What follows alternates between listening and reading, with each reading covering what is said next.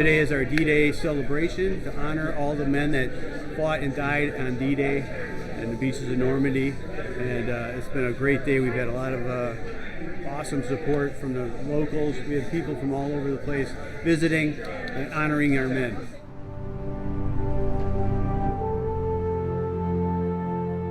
My name is John Wygan. I was in the U.S. Army, serving from 45 through 47. I remember D-Day very well as I was graduating from high school that day. But it wasn't too long after that, close to a year when I was drafted, and I was gone also. Yeah, I came up here because I had a friend who passed through here during World War II.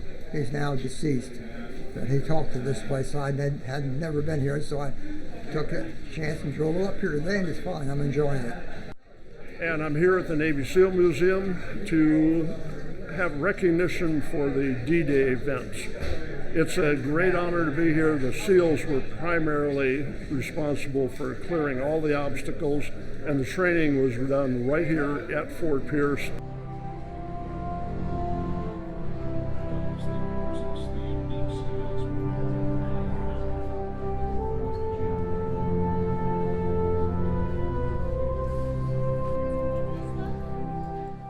My name is Dylan Winslow, and I am excited to be here at the Navy SEAL Museum for the D-Day because D-Day is one of my favorite battles. My name is David.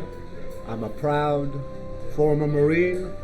I enlisted in the Marine Corps in 1967 after I was volunteered by the New York City Police Department to be the Marine recruiter.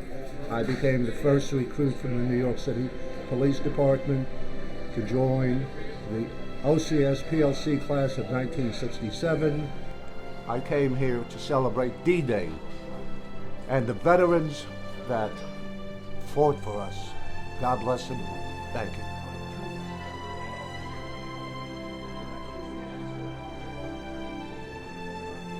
The reason that the U.S. Navy SEALs today exist is because 76 years ago,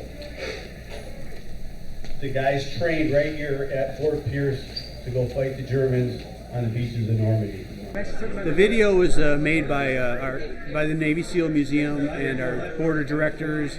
Our Medal of Honor recipient Britt Slabinski is in Normandy right now, honoring and representing us in France. It's awesome.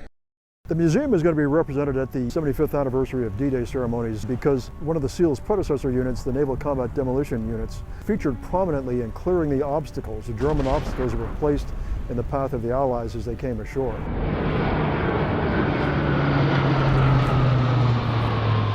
Probably the most important person who's going to be going on the SEAL side is Medal of Honor recipient Britt Slabinski. Another person who's going not to represent the museum, but who also has a strong connection to the SEAL community is Cheryl McCleskey. My father's name was Alfredo Palacios. What does this do for you to be here and to know the connection to your family here? It's very overwhelming and emotional for me. When my father reached Omaha Beach, he was part of the first wave that came in, and he was immediately hit in his arm. He passed out and came to, and he started running, and he was hit in the back. And he was pulled underneath the cliff and pulled up against the cliff, and one of the U.S. servicemen put a rifle under his right arm while his left arm was dangling. And 6 Germans came over the cliff with their arms up, and they surrendered to my father while he was there injured. In the background, there are 3 Germans with their hands in the air walking right by, and you can just exactly find that spot. Our SEAL Museum group is going to have its own special historian, Joe Balkowski, and we're all required to read one of Joe's books before we leave. This is going to be a superb and interesting group, and it's going to have a good historical reach back because Britt's father was a frogman. Britt's been around for a long time, well over 30 years now. So Britt covers us up into the present. Cheryl's father, going back to 1944, has direct family linkage. I joined the SEALs, the Special Warfare, back in 1966, and I served until 96, and my son has been a SEAL from 2000 until the present. So basically we've got pretty much Special Warfare history covered. And the other Normandy beachheads during Operation Overlord. It's going to be a very moving experience, and I think it'll probably be like going to Section 60 in Arlington National Cemetery. That's where all the special operations and other veterans, other men who were killed in the recent wars are buried. And there are some places in the world where the line between the living and those who have departed is very thin.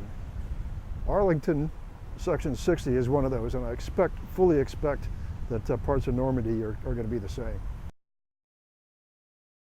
There were two SEAL predecessor organizations, forefather organizations, that had a hand in the Normandy landings. One was the Scouts and Raiders, and before the landing, a couple of Scout and Raiders went ashore to take sand samples from the prospective landing beaches to see what sort of load they could bear, what sort of trafficability they could have, because you wouldn't want to put heavy equipment ashore and get it bogged down right away.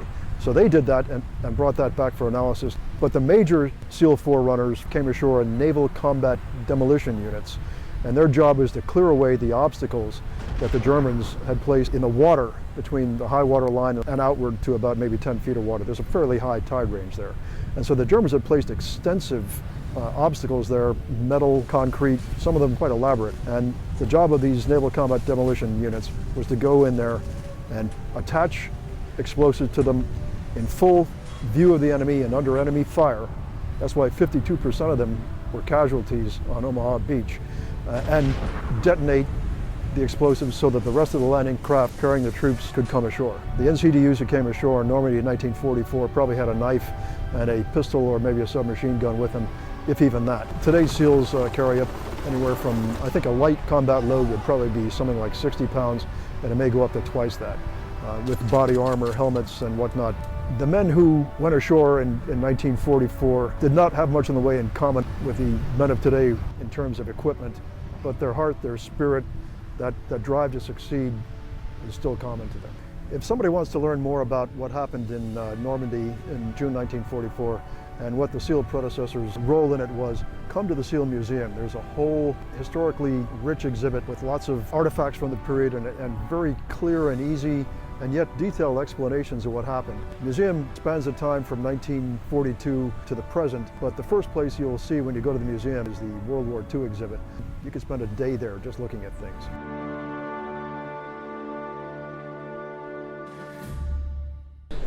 Clyde Leary, Freeport, Pennsylvania. Rank was signalman first class, U.S. Navy. Was on an amphibious force. Was in the occupation of Japan. Had been to all the islands, Iwo Jima, Okinawa, Tinian, Saipan. Sat in the harbor and watched the signing of the treaty on our ship. I was a signalman, so I had the binoculars. And I go by here all the time. It's wonderful to see this. Wonderful to know that this was part of World War II. Good morning. My name is Dennis Gelsomino. I'm a U.S. Air Force veteran, 101st Bomb Squadron, Strategic Air Command. Served during Vietnam, 71 through 76. And today brings back a lot of memories. The World War II veterans are my heroes. And it's a very special day for me to commemorate those who gave all during the Normandy invasion and the entire World War II era.